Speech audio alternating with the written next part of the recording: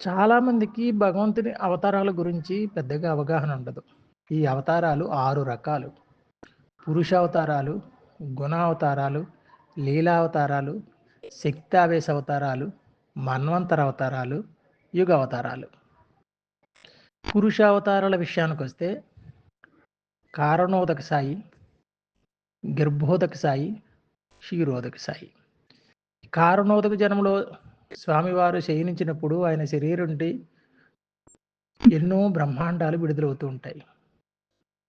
ఒక్కొక్క బ్రహ్మాండంలో 14 భువనాలు ఉంటాయి.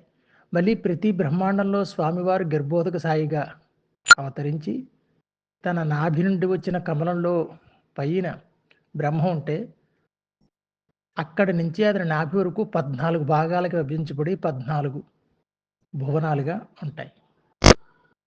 ఇక ప్రతి జీవిలో పరమాత్మగా క్షీరోదక సాయి రూపంలో ఉంటారు. ఈ 3 కూడా పురుషావతారాలు. ఇక గుణావతారాల విషయానికి వస్తే సత్వగుణం, రజోగుణం, తమోగుణం. సత్వగుణంలో నారాయణుడిగా, రజోగుణంగా సృష్టి చేసి బ్రహ్మగా, తమోగుణంలో శివునిగా ఉంటారు.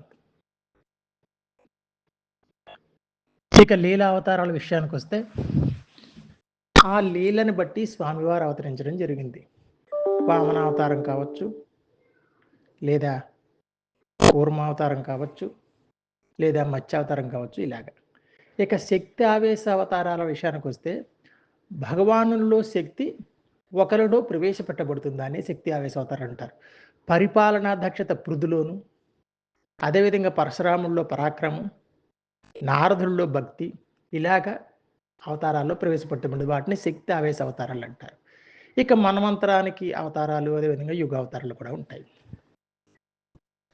ఒక్క సముద్ర మంతన ప్రక్రియలోనే స్వామివారు 6 అవతారాలు ఎత్తారు. ఇది చాలామందికి అవగాహన ఉండదు. మొట్టమొదటిది ఆ మందర పర్వతాన్ని రాక్షసులు దేవతలు ఇద్దరూ తీసుకురాలేకపోతున్నప్పుడు స్వామివారు హరి రూపంలో ఆ మందర పర్వతాన్ని తీసుకొచ్చి ఇచ్చారు.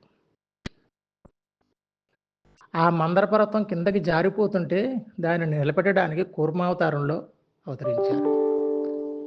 ఇది కాకుండా మందర పర్వతం అటు ఇటు ఊగిపోతుంటే సహస్రబాహు అవతారంలో దాన్ని సమతుల్యం చేశారు. ఈ ప్రక్రియ అంతటిని నిర్వహించడానికి అజితుడుగా అవతరించారు.